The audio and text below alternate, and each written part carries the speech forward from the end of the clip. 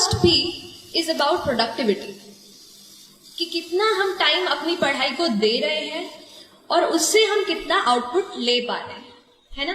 कई बार ऐसा होता है कि हम 10 से 12 मतलब है ना बिल्कुल गिन करके बैठे हैं, सुबह से इतना टाइम लगा रहे हैं, पर फिर भी अगर हम एंड में देखते हैं तो हम उतने टेस्ट सॉल्व नहीं कर पाते। क्या आपके साथ ऐसा हुआ है? तो ये चीज का प्रॉब्लम है, मेरे साथ भी होता था ऐसा ही। ये प्रोडक्टिविटी की प्रॉब्लम है, टाइम हम उतना लगा रहे हैं पर उतना रिजल्ट नहीं मिल पा रहा है।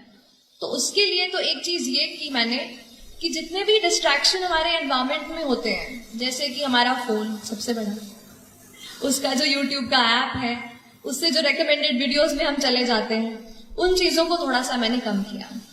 उसके अलावा और भी जितनी चीजों में हम इन्वॉल्व रहते हैं इंटरनेट पर पढ़ाई के अलावा, उनको मैंने थोड़ा सा लिमिट करने की कोशिश की। और दूसरी चीज, कहीं ना कहीं अपने आप को एक थोड़ा सा टाइम टेबल में बांधने की कोशिश की। हमारा हर दिन अलग होता है ना। कभी किसी दिन पढ़ने का मन करता है, कभी किसी दिन पढ़ने का मन नहीं करता है, लेकिन फिर भी हमको एटलीस्ट 5 to 6 आवर्स मैं कहूंगी, अगर आप किसी भी एग्जाम की तैयारी कर रहे हैं, माफ कीजिएगा आप लोग पीछे बैठे हैं, मैं आपको देख नहीं पा रही हूँ, बट तो किसी कोई भी एग्जाम जो है वो 5 to 6 आवर्स आपको रोज मतलब मैं कहूंगी कंसिस्टेंटली आपको देने की जरूरत है ना। और उसके लिए आप अपना एक कुछ छोटा सा रूटीन, भले ही सोने के पहले आधा घंटा अपना दिन जो है दूसरा वो आप प्लान कर लीजिए, क्योंकि हर दिन नया होता है। अगर एक दिन आप टाइम टेबल बना दिया यहाँ से यही करूंगा और एक वीक आप सोचो कि फॉलो हो जाए, तो मुझसे वो फॉलो नहीं हो पाता था। तो मैं ये करती थी कि सोने के पहले थोड़ा सा आधे घंटे में कल क्या क्या टॉपिक्स पढ़ने हैं, क्या क्या चैप्टर्स कवर करने हैं, वो सब एक बार मैं लिख लिया करती थी। एक ये कहना चाह रही हूँ प्रेपरेशन की। तो प्रेपरेशन में अगर यूपीएससी स्पेशली बात करूं तो मेरे पूरे प्रेपरेशन के 2 इंपॉर्टेंट पिलर्स रहे। एक था करंट अफेयर्स। करंट अफेयर्स इसलिए एक इंपॉर्टेंट पिलर है क्योंकि ज्यादातर एग्जामिनेशन आप देखेंगे तो बहुत ज्यादा आजकल ना डायनामिक होती जा रहे हैं, कि वो ये नहीं जानना चाहते कि चलो शाहजहां ने बना दिया ताजमहल, वो तो हमें पता है, अब उसके आगे की बात करो। तो अब जो डायनामिज्म एग्जाम में आ रहा है उसके लिए करंट अफेयर्स पे आपकी पकड़ अच्छी होनी चाहिए। और करंट अफेयर्स के लिए मैंने न्यूज़पेपर को जो है सबसे ज्यादा अच्छे से पढ़ा।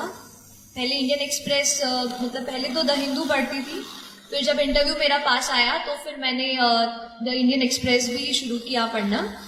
और जो भी आप हिंदी माध्यम में अगर कुछ बच्चे दे रहे हो तो आप उस तरीके के न्यूज़पेपर पढ़ सकते हैं, लेकिन न्यूज़पेपर आप हमेशा पढ़ें, क्योंकि न्यूज़पेपर बहुत ज़्यादा अपने आप को चीज़ों को समझने में, हमारे आसपास एनवायरनमेंट में क्या चल रहा है वो पता करने के लिए आपको हेल्प करेगा। मैं कहूँगी 60% ये मेंटल करेज है और ये 40% जो पढ़ाई है। तो उस मेंटल करेज को बिल्ड करने के लिए 2 एम है। एक है माइंडसेट, कैसा आप अपने दिमाग को ट्रेन करते हैं। देखिए एक बात होती है, जैसे आप खड़े हैं वहां पर, चलिए आपको नहीं कह रही, जैसे हम कभी पढ़ते हैं तो हमें लगता है कि आज मैं बहुत थक गई हूँ, आज बिल्कुल पढ़ने का मन नहीं है, अब तो पढ़ ही नहीं पाऊंगी। तो ये क्या है, आपका दिमाग आपको बोल रहा है कि आप नहीं कर सकते, आप नहीं कर सकते। हम अपने दिमाग से कई बार कंट्रोल हो जाते हैं। हमें करना यह है कि हमें अपने दिमाग को कंट्रोल करना है। हमें उसको बताना है कि नहीं, आज अगर मैंने सोचा है कि मुझे ये चैप्टर कंप्लीट करना है तो मैं करके रहूं। तो आपको अपने दिमाग को कंट्रोल करना होगा, ठीक है। जब तक हम अपने माइंड को, अपने हार्ट को नहीं एक जगह फोकस कर पाएंगे, तब तक हम अच्छे से फोकस नहीं कर पाएंगे। तो ये चीज आप अपने आप को जरूर बताते रहिए। और जो दूसरा एम की मैं बात करती हूँ वो है मोटिवेशन। तो कई बार ऐसा पूछते थे, मैं भी जब पढ़ रही थी तो इंटरनेट पे ऐसे यूट्यूब पे सर्च करती थी हाउ टू स्टे मोटिवेटेड। तो लेकिन वो चीज मुझे बाद में समझ आई कि बाहर का कोई इंसान मुझे नहीं बता सकता कि how will I stay motivated. तो फिर थोड़ा अंदर मुझे झांकना पड़ा और तब मुझे समझ आया कि मैं कैसे मोटिवेट हूँ। तो फिर जब आपको मन करे ना कि आज तो हो गया, आज बहुत पढ़ाई कर ली, तब अपने आप से पूछो कि ऐसा क्या है जिसने मुझे पुश किया कि मैं ये करियर चुनूं। ऐसा क्यों है कि मैं एसएसबी के एग्जाम के लिए बैठ रही हूं या बैठ रहा हूं। Why is it?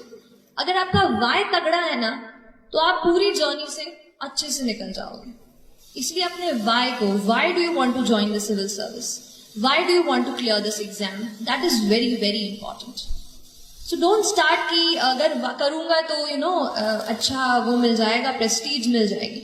अगर आप प्रेस्टीज को सोचकर अगर आप सिविल सर्विस का एग्जाम देने जा रहे हैं तो माय डियर फ्रेंड्स ज्यादा दिनों तक वो आपको मोटिवेट नहीं रख पाएगा. मोटिवेशन आपको कहीं ऐसी जगह से आना चाहिए कि अगर आप कहीं जा रहे हो, किसी बच्चे को देख रहे हो, किसी दुकान पर काम करते हो, तो क्या आप ये सोचते हैं कि वो बच्चा वहां पे नहीं होना चाहिए, वो बच्चा अभी स्कूल में होना चाहिए? क्या हम कुछ कर सकते हैं अपनी पढ़ाई से? क्या हम किसी ऐसे पोजीशन पे पहुंच सकते हैं कि उस बच्चे को वहां से निकाल कर स्कूल में भर्ती करा दें? तो ये चीज आपको मोटिवेट करनी चाहिए.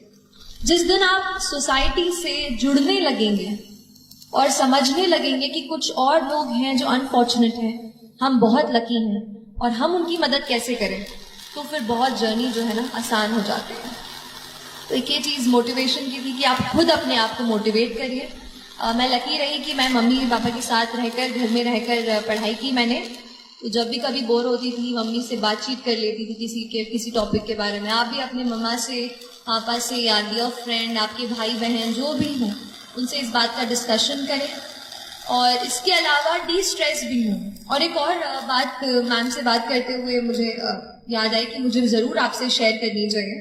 वो है हमारा न्यूट्रिशन और हमारा पूरा जो न्यूट्रिशन हम लेते हैं. देखिए हमारा दिमाग, आपने पढ़ा होगा ना साइंस में, कितना % वाटर होता है? Our brain is what %? How much % is it water?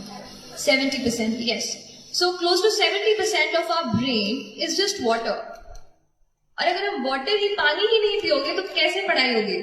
इसलिए हमेशा आपको हाइड्रेटेड रहना है. पढ़ाई के वक्त जूस, अच्छा चाय कॉफी नहीं, जूस एंड अच्छा पानी. ये तो जूस नहीं हो तो पानी, प्लीज हाइड्रेटेड रखिए अपने आप को. अपने टेबल पे हमेशा ये चीज रखिए. और दूसरी चीज है न्यूट्रिशियस फूड.